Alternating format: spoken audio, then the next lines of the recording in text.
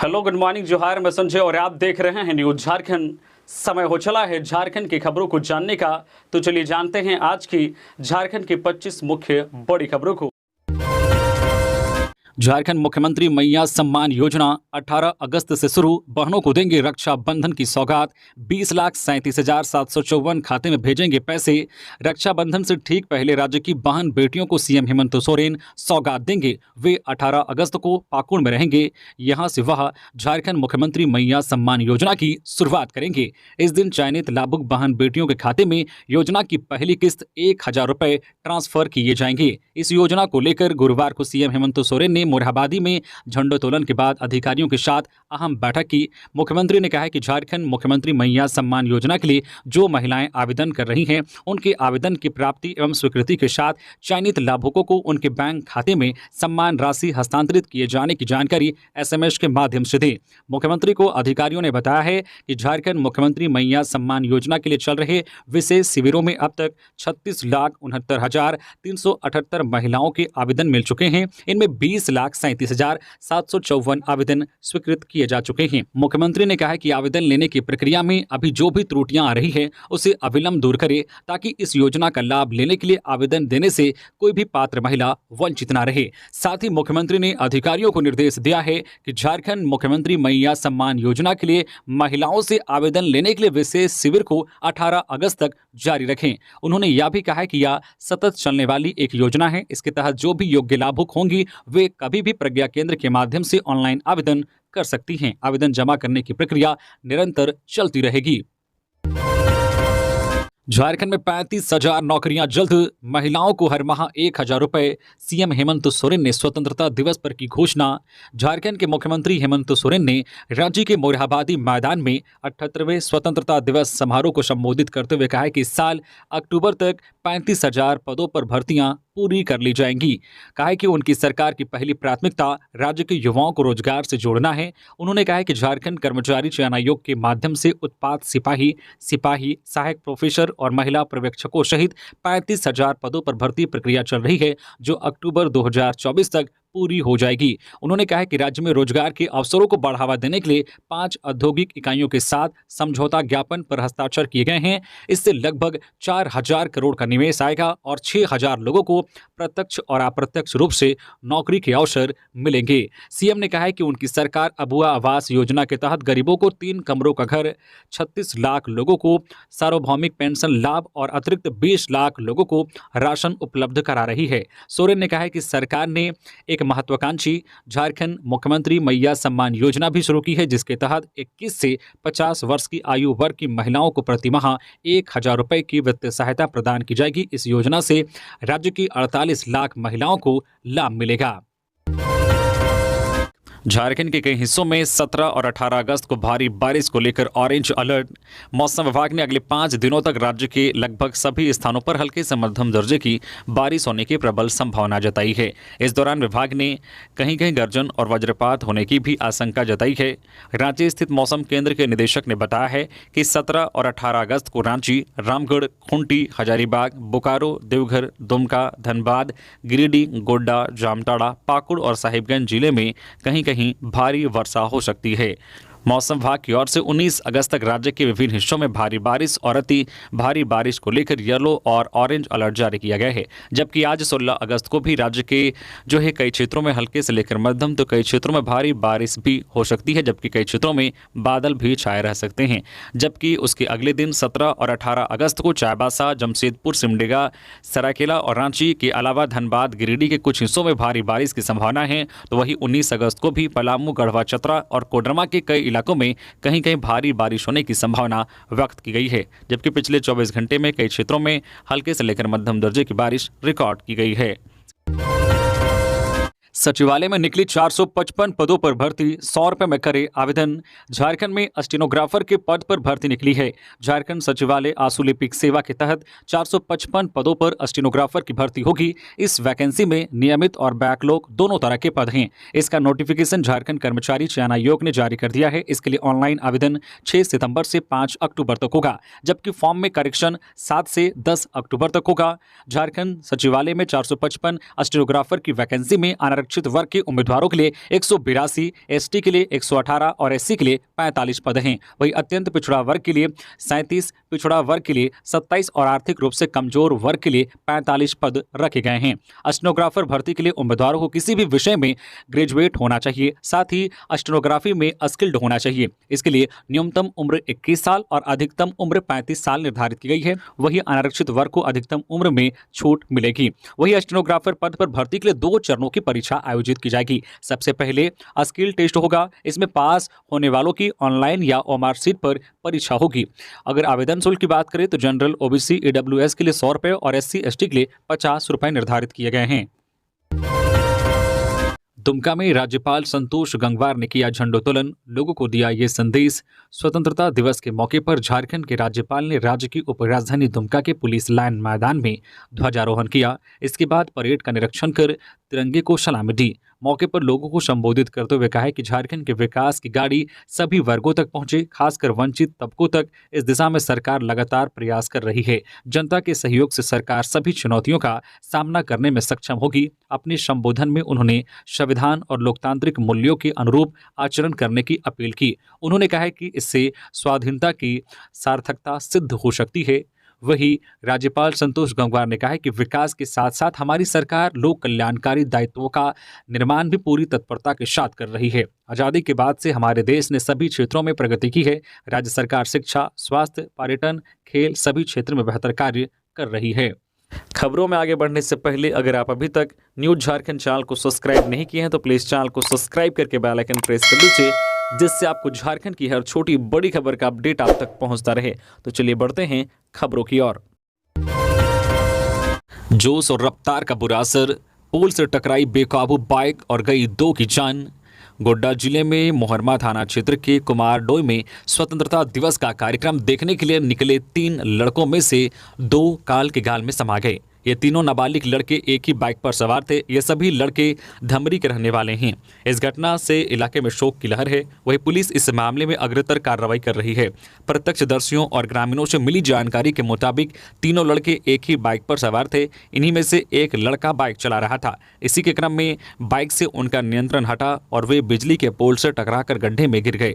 इस हादसे में तीनों बुरी तरह से जख्मी हो गए। घटना में शिकार प्रिंस राय, चंदन राय और आशीष राय को मेहरमा थाना पुलिस द्वारा तत्काल स्थानीय अस्पताल में प्राथमिक उपचार के बाद बेहतर इलाज के लिए भागलपुर रेफर कर दिया गया।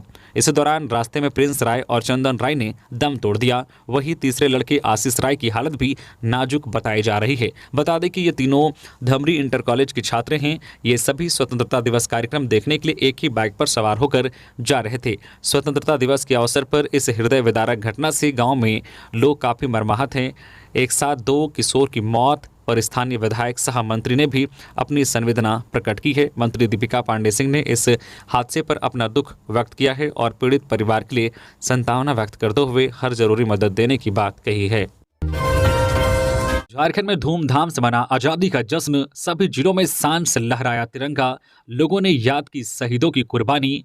गोड्डा जिले के गांधी मैदान में मंत्री दीपिका पांडे सिंह ने स्वतंत्रता दिवस के मौके पर तिरंगा फहराया। इस दौरान परेड का निरीक्षण किया और सलामी ली। झंडोत्तोलन के बाद लोगों को संबोधित करते हुए कहा कि राज्य सरकार लगातार विकास की ओर अग्रसर है। सरकार कई कल्याणकारी योजनाएं चला रही है। उन्होंने मैया सम्मान योजना का भी जिक्र किया। इधर देवघर में भी स्वतंत्रता दिवस धूमधाम से मनाया गया। देवघर के केकेएन स्टेडियम में मंत्री हफीजुल हसन ने झंडा फहराया और मां भारती को याद किया। झंडा फहराने के बाद मंत्री हफीजुल हसन ने राज्य की उपलब्धि और देवघर में हुए जल कल्याण कार्यों की जानकारी साझा की। इधर जामताड़ा में भी काफी धूमधाम से स्वतंत्रता दिवस मनाया गया। मुख्य समारोह ऐतिहासिक गांधी मैदान में आयोजित किया गया, जहां मंत्री डॉक्टर इरफान अंसारी ने राष्ट्रीय ध्वज फहराया। इसके पूर्व उन्होंने परेड की सलामी ली और निरीक्षण किया।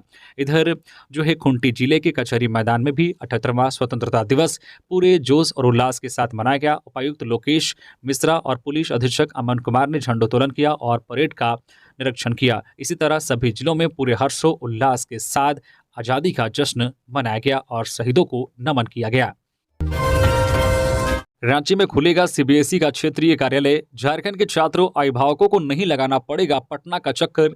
झारखंड के केंद्रीय माध्यमिक शिक्षा बोर्ड सीबीएसई के स्कूलों और विद्यार्थियों के लिए एक अच्छी खबर है। उनकी वर्षों पुरानी मांग पूरी हुई है। अब रांची में सीबीएसई के रीजनल ऑफिस, क्षेत्रीय कार्यालय और सेंटर ऑफ एक्सीलेंस सीओई खोले जाने की घोषणा की गई है। इस संबंध में सीबीएसई ने अधिसूचना जारी कर दी है। अब झारखंड के स्कूलों के लिए सीबीएसई का क्षेत्रीय कार्यालय पटना न होकर रांची होगा। रांची में खुलने वाले क्षेत्रीय कार्यालय के लिए 43 पदों का सृजन भी किया गया है। रांची के अलावा 6 और क्षेत्रीय कार्यालय सह सेंटर ऑफ एक्सीलेंस खोले जाने की घोषणा की गई है। इसमें अहमदाबाद, गुड़गांव, कोलकाता, लखनऊ और रायपुर शामिल हैं। रांची में सीबीएसई के लगभग 400 स्कूल संचालित हैं। क्षेत्रीय कार्यालय रांची में खुल जाने के बाद छात्रों और अभिभावकों को अब पटना जाने की जरूरत नहीं होगी और छात्र और अभिभावक किसी काम के लिए रांची स्थित क्षेत्रीय कार्यालय में संपर्क कर सकेंगे।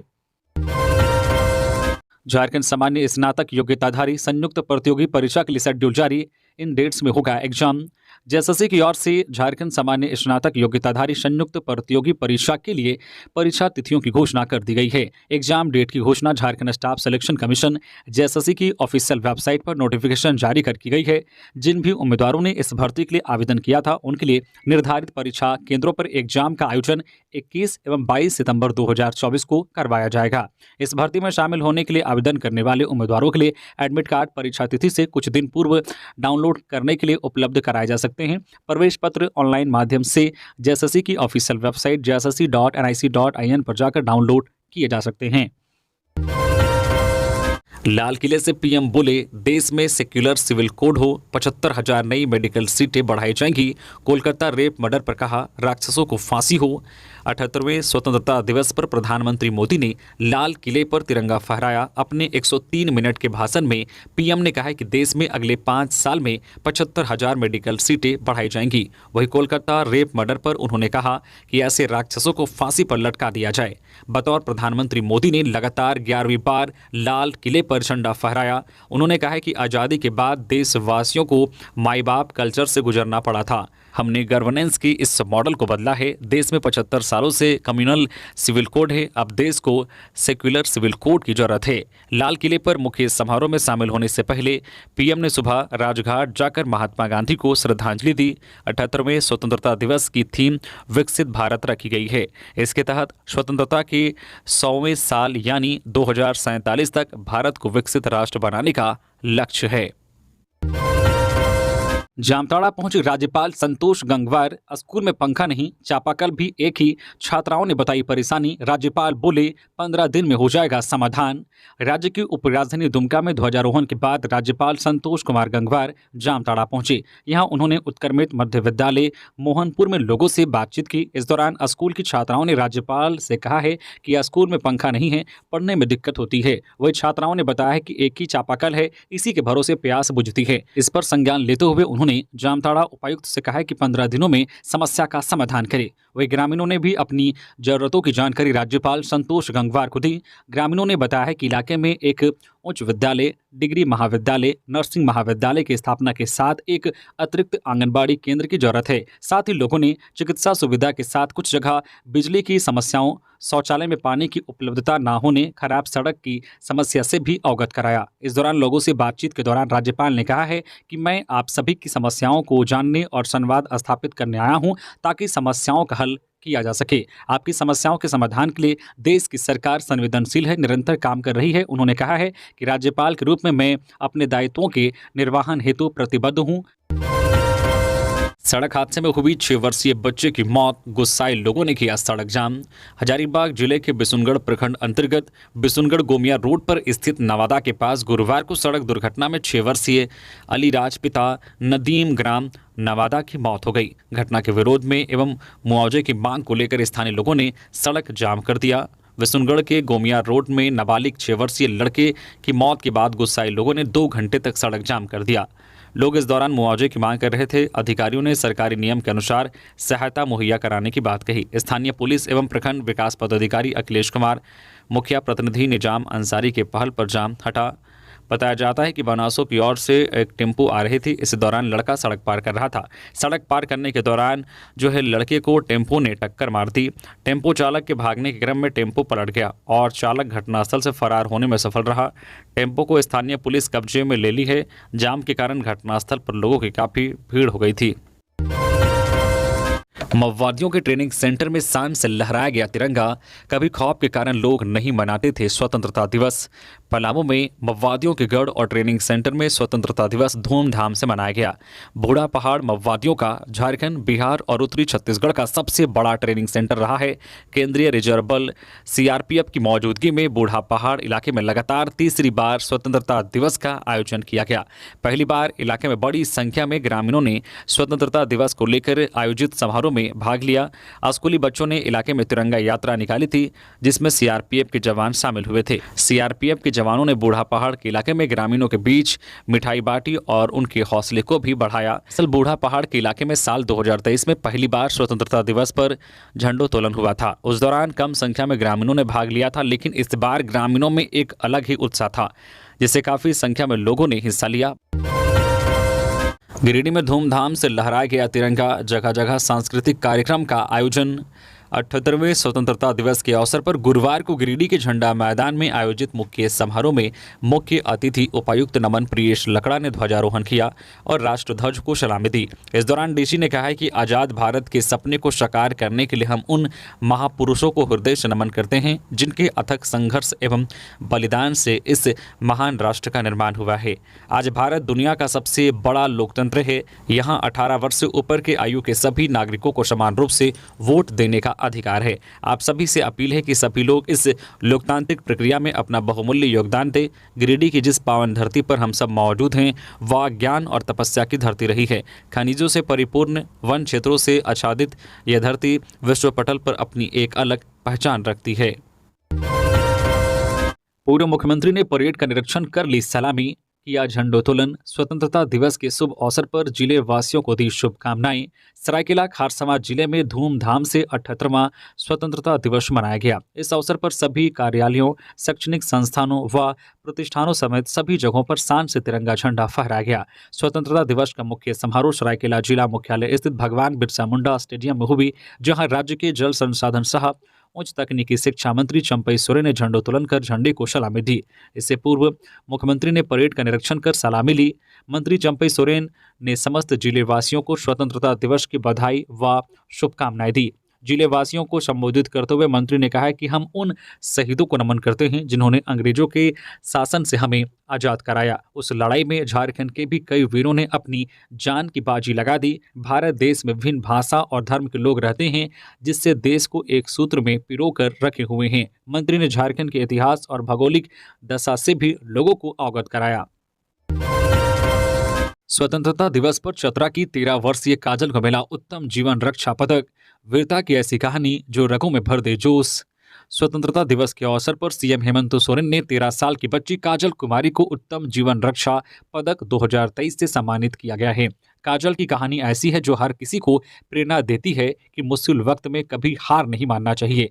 काजल कुमारी ने 3 साल के बच्चे को कुएं में डूबने से बचाया। खुद तैरना नहीं जानती है, लेकिन फिर भी वे डरी नहीं और उन्होंने बच्चे को बचाया। काजल चतरा जिले के मयूरहंट प्रखंड के हुसिया गांव की रहने वाली है। घटना 7 मई 2023 की है। उस वक्त काजल की बड़ी बहन रीता देवी का 3 वर्षीय पुत्र घर के पास ही खेल रहा था। खेलते खेलते वह अचानक वहीं पास में एक कुएं में गिर गया। काजल वहां मौजूद थी और उसने बच्चे को कुएं में गिरता हुआ देख लिया। इसके बाद काजल ने बिना देर किए हुए छलांग लगा दी। काजल को तैरना नहीं आता था, लेकिन उसने अपनी जान की परवाह नहीं की और बच्चे को बचाने के लिए कुएं में कूद गई। कुएं में कूदने के बाद काजल ने शोर मचाया। उसकी आवाज़ सुनकर बाकी लोग वहां पहुंचे और दोनों बच्चों को कुएं से निकाला गया। इस बात की खबर जब डीसी अब्बू इमरान और एसपी राकेश रंजन को लगी तो उन्होंने राष्ट्रपति के हाथों बच्ची को वीरता पदक के लिए दिए जाने की अनुशंसा की थी। इसके बाद राज्यपाल सीपी राधाकृष्णन ने भी बच्ची की साहसिक कार्य के लिए प्रशंसा की थी और जनता से संवाद कार्यक्रम के तहत उसे वीरता पुरस्कार से सम्मानित किया था। काजल फिलहाल झारखंड बालिका आवासीय विद्यालय के 8वीं कक्षा में पढ़ रही है। काजल के पिता एक मजदूर हैं जबकि मां एक गृहिणी हैं। विधानसभा में स्पीकर रविंद्रनाथ महतो ने फहराया राष्ट्रीय ध्वज। कहा, आज का दिन महान देश का नागरिक होने की देता है खुशी। 78वें स्वतंत्रता दिवस पर झारखंड विधानसभा में स्पीकर रविंद्रनाथ महतो ने तिरंगा फहराया और झंडे को सलामी दी। इस अवसर पर उन्होंने राज्य और देश के लोगों को स्वतंत्रता दिवस की शुभकामनाएं देते हुए कहा कि आज का दिन हमें एक महान लोकतांत्रिक देश का नागरिक होने की खुशी देता है। उन्होंने कहा कि आज़ादी जहां हमें अधिकार देती है, वही कई कर्तव्यों को निभाने की प्रेरणा भी देती है। साथ ही झारखंड विधानसभा परिसर में झंडोत्तोलन समारोह के बाद मीडिया से बात करते हुए विधानसभा अध्यक्ष रविंद्रनाथ महतो ने देश और दुनिया के लोगों को स्वतंत्रता दिवस की शुभकामनाएं देते हुए कहा कि हमें लंबे संघर्ष और बलिदान के बाद आज़ादी मिली है। हमें इस आज़ादी को पूरी गंभीरता के साथ आगे बढ़ाने की जरूरत है। बोकारो पुलिस लाइन में मंत्री बेबी देवी ने किया झंडोत्तोलन। शहर में कई जगहों पर स्वतंत्रता दिवस समारोह, सांस्कृतिक कार्यक्रमों की रही धूम। बोकारो जिला में जगह जगह स्वतंत्रता दिवस समारोह का आयोजन किया गया। इस क्रम में पुलिस लाइन सेक्टर 12 के मैदान में जिला प्रशासन द्वारा आयोजित कार्यक्रम में मुख्य अतिथि मंत्री महिला बाल विकास एवं सामाजिक सुरक्षा विभाग झारखंड सरकार श्रीमती बेबी देवी द्वारा शहीद स्मारक पर श्रद्धांजलि अर्पित की। फिर परेड का निरीक्षण किया, तदोपरांत ध्वजारोहण किया। वहीं बेरमो अनुमंडल पुलिस पदाधिकारी कार्यालय में डीएसपी वरिष्ठ नारायण सिंह ने ध्वजारोहण किया, जबकि अनुमंडल कार्यालय में एसडीओ अशोक कुमार ने ध्वजारोहण किया। बेरमो विधायक कुमार जयमंगल सिंह ने दीनदयाल उपाध्याय केंद्र, ढोरी ग्राउंड, अनपति देवी विद्यालय सहित कई स्थानों पर ध्वजारोहण किया गया। इस क्रम में जगह जगह सांस्कृतिक कार्यक्रम का भी आयोजन किया गया। दिशोम गुरु शिबू सोरेन ने फहराया तिरंगा। खराब स्वास्थ्य के बावजूद सहयोगियों की मदद से झंडा फहराने पहुंचे गुरुजी। गुरुवार को पूरे देश में 78वां स्वतंत्रता दिवस धूमधाम से मनाया गया। सरकारी, गैर सरकारी संस्थानों, स्कूल, कॉलेजों, राजनीतिक दलों के कार्यालयों में हर जगह खूबसूरत तिरंगा शान से फहराया गया। झारखंड की राजधानी रांची में भी हर जगह 78वां स्वतंत्रता दिवस मनाया गया। इन सब के बीच राज्य की सबसे बड़ी राजनीतिक पार्टी जेएमएम के कैंप कार्यालय में भी गुरुवार को जो नज़ारा देखने को मिला, उसे देखने के बाद हर कोई कहेगा इस जज्बे को सलाम। झारखंड मुक्ति मोर्चा के केंद्रीय अध्यक्ष और राज्यसभा सांसद शिबू सोरेन 80 साल के हो गए हैं। इन दिनों वे बीमार हैं। उम्र के साथ आने वाली बीमारियों के साथ साथ कई बीमारियों से जूझने के बावजूद स्वतंत्रता दिवस पर झंडोत्तोलन का उनका जुनून ऐसा था कि वे खुद ही हरमू स्थित पार्टी के कैंप कार्यालय तक सहारा लेकर पहुंचे। वहीं कार से उतरकर एक तरफ पार्टी महासचिव विनोद पांडे, दूसरी तरफ केंद्रीय प्रवक्ता मनोज पांडे और पीछे से सेवक बागान के सहारे उन्होंने 80 साल की उम्र में खुद तिरंगा फहराया और झंडे को सलामी दी। खराब स्वास्थ्य होने के कारण वे इस बार पार्टी नेताओं व कार्यकर्ताओं से नहीं मिल सके। संथाल परगना के डेमोग्राफिक में बदलाव भारत सरकार की चिंता का विषय, जल्द होगा समाधान। राज्यपाल। झारखंड के राज्यपाल संतोष गंगवार ने संथाल परगना के डेमोग्राफिक के बदलाव को लेकर कहा है कि यह भारत सरकार की चिंता का विषय है। आगे उन्होंने कहा है कि आने वाले समय में इसका समाधान होगा। ये तमाम बातें राज्यपाल ने जामताड़ा में मीडिया के द्वारा पूछे गए सवाल के जवाब में कही है। झारखंड के राज्यपाल संतोष गंगवार स्वतंत्रता दिवस समारोह को लेकर उपराजधानी दुमका में तिरंगा फहराने के बाद रांची लौटने के क्रम में जामताड़ा पहुंचे। यहां पर उन्होंने मीडिया कार्यक्रम में हिस्सा लिया। यहां पर मीडिया के द्वारा झारखंड के संथाल में डेमोग्राफिक चेंज को लेकर सवाल पूछे गए। इसके जवाब में राज्यपाल संतोष गंगवार ने कहा कि संथाल परगना के डेमोग्राफी में बदलाव भारत सरकार की चिंता का विषय है। राज्यपाल ने कहा कि झारखंड उच्च न्यायालय ने भी इस मामले में संज्ञान लिया है। भारत सरकार इस मामले को लेकर काम कर रही है। आने वाले समय में इसका समाधान जरूर होगा। पलामू एसपी ने खिलाड़ियों का बढ़ाया हौसला। नक्सल प्रभावित मनातू की युवाओं की है फुटबॉल टीम। पलामू जिले के अति नक्सल प्रभावित इलाका मनातू में फुटबॉल टीम बनकर तैयार हो गई है। नक्सल एवं पोस्ता की खेती से प्रभावित इलाके के युवाओं को फुटबॉलर बनाने के लिए पलामू पुलिस ने पहल की है। पुलिस युवाओं को मुख्य धारा में शामिल करने के लिए विभिन्न तरह की बहाली में शारीरिक क्षमता के विकास के लिए फुटबॉल टीम तैयार की है। मनातू के इलाके में आधा दर्जन फुटबॉल टीम तैयार की गई है। स्वतंत्रता दिवस के मौके पर सभी टीमों के बीच मैच का आयोजन किया गया। फाइनल मैच अति नक्सल प्रभावित माने जाने वाला भीतडीहा और गावी के बीच खेला गया। फाइनल मैच में भीतडीहा 2-0 से विजय हुई। इस मैच में युवाओं का हौसला बढ़ाने के लिए खुद पलामू एसपी रेशमा रमेशन मौके पर मौजूद रही। इस मौके पर संबोधित करते हुए पलामू एसपी रेशमा रमेशन ने कहा कि पुलिस एक सुरक्षित और बेहतर वातावरण तैयार कर रही है। युवाओं को मुख्य धारा से जोड़ा जा रहा है और फुटबॉल खेलने के लिए प्रेरित किया जा रहा है। युवाओं का शारीरिक क्षमता का विकास होगा और वह सेना, पुलिस समेत अन्य बहालियों के लिए फिट रहेंगे। बोर्ड और निगमों को लेकर झामुमो कांग्रेस में मतभेद नहीं, सीट बंटवारे के साथ ही हो जाएगी डील। झारखंड के सत्ताधारी गठबंधन में झामुमो और कांग्रेस एक साथ ही राज्य में शेष बचे बोर्ड और निगमों का बंटवारा करने पर सहमत हो गए हैं। इसमें राजद के कार्यकर्ताओं को सदस्य के रूप में जगह मिल सकती है। महागठबंधन के दोनों प्रमुख दलों के शीर्ष नेताओं की सहमति के बाद इसे मूर्त रूप दिया जाएगा। झारखंड राज्य अल्पसंख्यक आयोग को लेकर यही प्रक्रिया चली है। इधर महिला आयोग और समाज कल्याण बोर्ड जैसे संस्थानों के अध्यक्ष एवं सदस्यों का मनोनयन होना अभी बाकी है। दोनों में एक कांग्रेस और एक झामुमो के हिस्से में आना है। कांग्रेस सूत्रों के अनुसार विधानसभा चुनाव को लेकर सीट बंटवारे के क्रम में ही इस पर निर्णय हो जाएगा। कोयला तस्करी में लग्जरी गाड़ी का इस्तेमाल, ट्रक और वाहन के साथ हिरासत में 3 लोग। रामगढ़ जिला पुलिस ने अवैध कोयला लदे ट्रक को जब्त किया है। इसके साथ ही एक लग्जरी वाहन को भी जब्त कर रामगढ़ थाना लाई है। इस पूरे मामले में 3 लोगों को हिरासत में लेकर पूछताछ हो रही है।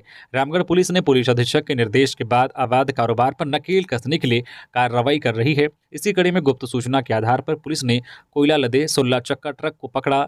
जब उसके कागजात की जांच हुई तो पुलिस को गड़बड़ी का एहसास हुआ। इसी बीच ड्राइवर ने एक युवक से बात कराई जो एक लग्जरी गाड़ी से कोयला लदे ट्रक को एस्कॉर्ट कर रहा था। पुलिस ने मैनेज के नाम पर उस युवक को मौके पर बुलाया और उसे भी हिरासत में ले लिया और तीनों से पूछताछ हो रही है। हालांकि पूरे मामले में रामगढ़ एसडीपीओ परमेश्वर प्रसाद से पूछा गया। उन्होंने कहा कि सभी बिंदुओं पर जांच की जा रही है। जांच होने के बाद ही कुछ कहा जा सकता है। जामताड़ा में असम राइफल्स के जवान से लूट, लाठी डंडे से पीट किया अधमरा, निजी अस्पताल में चल रहा इलाज, पुलिस नहीं कर रही एफआईआर। जामताड़ा जिले में पश्चिम बंगाल और झारखंड के बॉर्डर का इलाका अपराधियों के लिए सेफ जोन बनता जा रहा है। आए दिन इस इलाके में आपराधिक घटनाएं घटती रहती है। ताज़ा मामला असम राइफल्स के जवान के साथ लूटपाट और मारपीट कर घायल करने का है। घायल जवान का नाम ओम प्रकाश भारती है। वह अपने 6 माह के बच्चे के अन्य प्राशन कार्यक्रम में शामिल होने घर आया था। इधर पुलिस बॉर्डर में घटी घटना बोलकर एफआईआर दर्ज नहीं कर रही है। जानकारी के मुताबिक असम राइफल के जवान के साथ लुटेरों ने लूटपाट के बाद जानलेवा हमला किया। गंभीर हालत में उसे धनबाद के एक निजी अस्पताल में भर्ती कराया गया है। उसके सर, पीठ, हाथ, पैर में डंडे से अंधाधुंध मारा गया है। बॉर्डर का मामला होने के कारण दोनों राज्यों के सीमावर्ती थानों की पुलिस एक दूसरे का कार्यक्षेत्र बता रहे हैं, जिससे घटना के 3 दिनों बाद भी कोई एफआईआर दर्ज नहीं किया जा सका है। जवान का नाम ओम प्रकाश भारती है। जवान के घर जामताड़ा जिले के मिहिजाम थाना क्षेत्र के न्यू कॉलोनी पोखर तल्ला में है। घटना अंबेडकर नगर और डोमदाहा इलाके के बीच की बताई जा रही है। तो ये थी आज की झारखंड की टॉप बड़ी खबरें। इसी तरह से झारखंड की हर छोटी बड़ी खबर देखने के लिए आप हमारे चैनल न्यूज झारखंड चैनल को सब्सक्राइब करके बेल आइकन प्रेस कर दीजिए, जिससे झारखंड की हर छोटी बड़ी खबर का अपडेट आप तक पहुंचता रहे। तो अभी के लिए बस इतना ही। हमें दीजिए इजाजत, फिर मिलते हैं नेक्स्ट खबरों के साथ। धन्यवाद।